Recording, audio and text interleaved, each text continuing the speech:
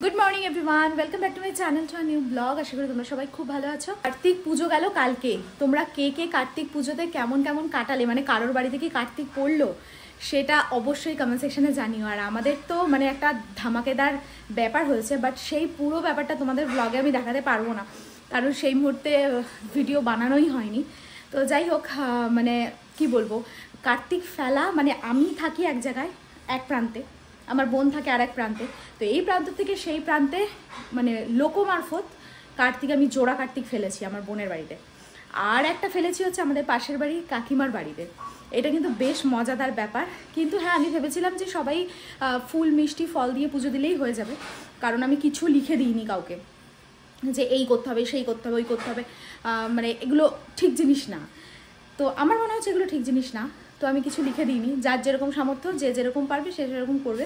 কিন্তু হ্যাঁ, যে যাদের বাড়িতে আমি কার্তিক ফেলেছি খুব ভালোভাবে, দুজনেই খুব ভালোভাবে পুজো দিয়েছে। তো আমার বোনের বাড়িতে তো ফেলেছি জোড়া কার্তিক, দুখানা বড় বড় কার্তিক ফেলেছি, ওরাও খুব ভালো করে পুজো দিয়েছে। তো প্রথমে তো অবাকই হয়ে গেছে, গেট খুলে এই পরিস্থিতি কে করলো। তো যাই হোক, আর কাকিমাদের বাড়িতেও কাকিমারাও অবাক হয়ে গেছে। প্রথমে তো বুঝতে পারিনি, বাট আমার শাশুড়ির কথায় কাকিমা মানে বুঝে গেছে, একদম ইজিলি বুঝে গেছে। তো এরাও খুব ভালো করে পুজো দিয়েছে, মানে কাকিমারাও খুব ভালো করে পুজো দিয়েছে।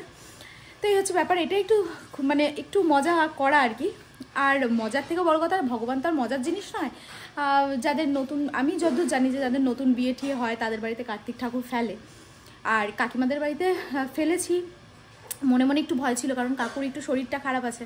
এবার কাকিমা কি রিয়াকশান করবে এটা একটু চিন্তার বিষয় ছিল, বাট না, ওরা একদম খুব ভালোভাবে কার্তিককে অ্যাকসেপ্ট করেছে আর খুব ভালোভাবে পুজো দিয়েছে। এর জন্য আমি আরও বেশি খুশি যে না, কার্তিক ঠাকুরটা বেশ ভালো পুজো পেয়েছে। আর এদিকে আজকে সকাল সকাল আমার শাশুড়ি গেছে আমাদের পুরনো বাড়িতে, অনেক দিন যায়নি, ছিল না বলে এখানে। আর কি কাজ হলো না হলো এই সমস্ত কিছু দেখতে গেছে, আরও টুকিটাকি দরকারে গেছে। আস্তে আস্তে প্রায় 2টা বাজবে। আর এদিকে শিপ্রার মোটামুটি রান্না কমপ্লিট, মানে আজকে প্রচুর খাবার রয়েছে কয়েকদিন যাবত। তো সেগুলোকে বলা হয়েছে যে পুরো জাল টাল দিয়ে রাখতে, মানে গরম করে রাখতে, ওগুলোই খাওয়াবে, নাহলে সব ধরে ধরে খাবার ফেলে দিতে না প্রচণ্ড গায়ে লাগে। আর কালকে প্রসাদ টোসাদ সব রয়ে গেছে, ওগুলোই এখন আজকে ওগুলো দিয়েই পুরো একদম এই বেলাটা কমপ্লিট করতে হবে। আর আজকে আমাদের যাওয়ার কথা চাকদা একটা গিজার কিনতে, 3-4 দিন ধরে খারাপ এই অ্যাকোয়াগার্ডটা। আর এই জলের সমস্যা, মানে ড্রাম কিনে কিনে খাওয়া মানে একটা বিপদ। একবার ড্রাম ভরো, একবার ঢালো, একবার বোতলে ঢালো, মানে চাপের ব্যাপার। তো অবশেষে ওটাই ঠিক করতে হচ্ছে। তো এই অ্যাকোয়াগার্ডের ভাই তো কাজ করে দিয়ে গেল, আর মানে বেঁচে গেলাম। নালে এই জলের ড্রামে জল ভরে আবার ঢালো আবার ভরো, এই করতে গিয়ে মানে পাগল পাগল লাগছিল।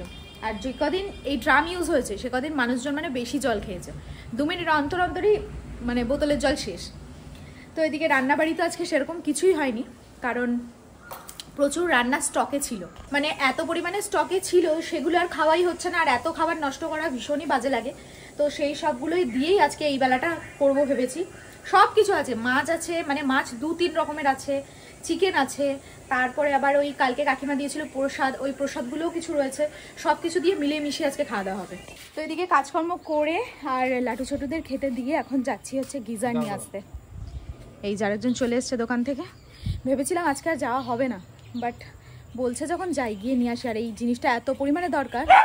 এই দেখো কান্নাকাটি শুরু হয়ে গেছে, যেই বাড়ি যাচ্ছি ওই যে কি কান্নাকাটি চলছে।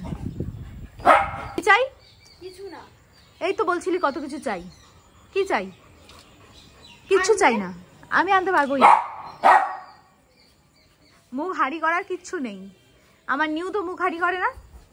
এই যে আমার কিউট মুখ, क्यूट बच्चा, मेरा बच्चा है ना, छोटा बच्चा है। মালপত্র কেনার আগে সার্ভিসিংয়ের কথাটা আগে বলে নিতে হয়। সরি, সার্ভিসিং না, ইনস্টলেশন। তো সেই কথাবার্তাই চলছে, কারণ একবার জিনিস কেনা হয়ে গেলে তারপর তো সব তাদের হাতে, কোম্পানির হাতে, কবে আসবে কবে ইনস্টল করবে এই সমস্ত একটা ব্যাপার থাকে।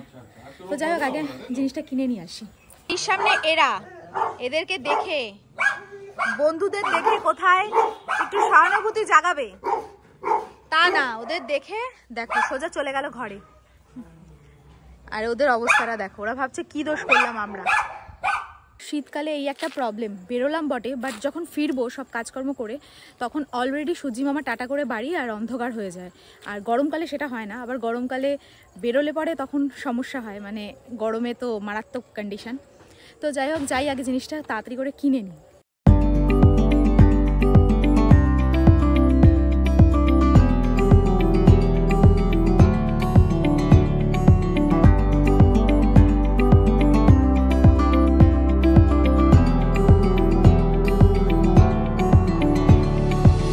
এদিকে হচ্ছে আসা হয়েছে চাকদার সুতা মহল, এখান থেকে ওই দোকানের জিনিসপত্র নেওয়া হবে, তারপর যাব। তো এদিকে আসলাম চাকদার সাহা ইলেকট্রিক দোকানে। এই দোকান থেকে এখন জিনিসটা নেওয়া হবে, মোটামুটি ঠিকঠাকই হয়ে গেছে। তো একটু প্লাগ নিয়ে সমস্যা ছিল, তো যাই হোক সব মিটে ফিটে গেছে, এখন নিয়ে নিই।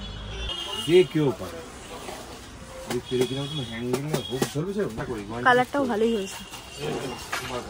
তো এটা এখন আনবক্সিং হবে, আনবক্সিং হয়ে একবারে ইনস্টলেশন হয়ে যাবে।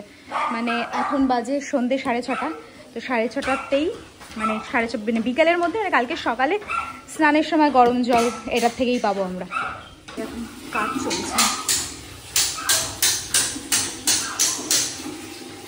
আজকে প্রায় এসব কিনে, মানে ওই গিজার টিজার কিনে বাড়ি আসা হয়েছে, তখন বাজে প্রায় 4:30। আর এসে তাড়াতাড়ি খাওয়া দাওয়া মানে সারতেই অনেকটা সময় লেগে যায়, যেহেতু শীতের বেলা।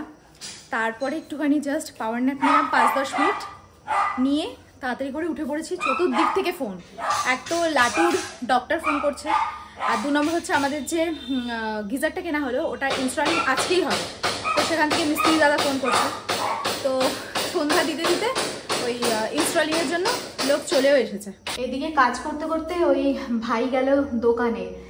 এই মিডিলে যে সমস্ত পাইপের যে সমস্ত কাজ ছিল আর কি, অনেক দিনের তো খুল ছিলই না। এই দেখো কালি পড়ে গেছে, মানে একটা লাঠির মধ্যে কেরোসিন তেল আগুন দিয়ে কাপড় দিয়ে আগুন জ্বালিয়ে সমস্ত এইসব খুললো একদম। মানে পরিস্থিতি খুবই খারাপ ছিল, বহুদিন হয়ে গেছে এগুলো লাগানো, পুরো মরচে ধরে আবার অবস্থা খারাপ হয়ে গেছিল। তো এদিকে এই জাস্ট গেল, মানে এসেছে ওই ভাই 6টা, এখন বাজে প্রায় 7:45। এতক্ষণ লাগলো। অ্যাকচুয়ালি আমরা এই বাড়িতে এসেছি প্রায় মোটামুটি 10 বছর হয়ে গেছে, আর 10 বছরে ওই পাইপলাইন দিয়ে কোনো আর কাজ হয়নি। এবার যখনই আজকে এইসব কাজ হচ্ছে, পাইপলাইনে আর কোনো কাজ করছে না। তো কল টল সব ঠিকঠাক করে ওর অনেকটা লেট হয়ে গেছে যেতে।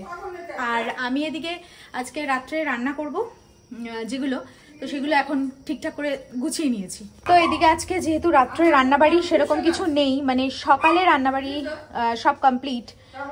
তো এখন রান্নাবাড়ি হবে ফুলকপি দিয়ে, ডিম দিয়ে, আলু দিয়ে একটা ঝোল। তো দেখা যাক কিরকম হয় না হয়।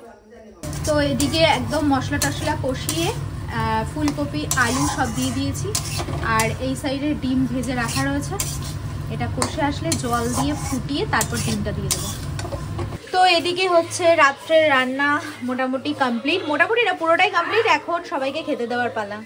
তো এই হচ্ছে ফুলকপি দিয়ে ডিম দিয়ে একটা কি বলবো, একটা সুন্দর ডিশ বলতে পারি, এটার নাম আমি কি আর দেবো। তো যাই হোক, নতুন শীতের ফুলকপিগুলো খেতে বেশ ভালো লাগে, আর ওটা দিয়েই ভাবলাম যে একটা ঝোল করা যাক। কেমন হয়েছে অবশ্যই কমেন্ট সেকশনে জানিও। আজকের রান্নাটা এত মানে দারুণ হয়েছে, এত ইয়ামি হয়েছে খেতে যে কি বলবো। বাট হ্যাঁ, ওই খাবারটা খাওয়ার পর খেয়ে দিয়ে উঠে যে একটু শান্তির নিঃশ্বাস ফেলবো তার উপায় নেই।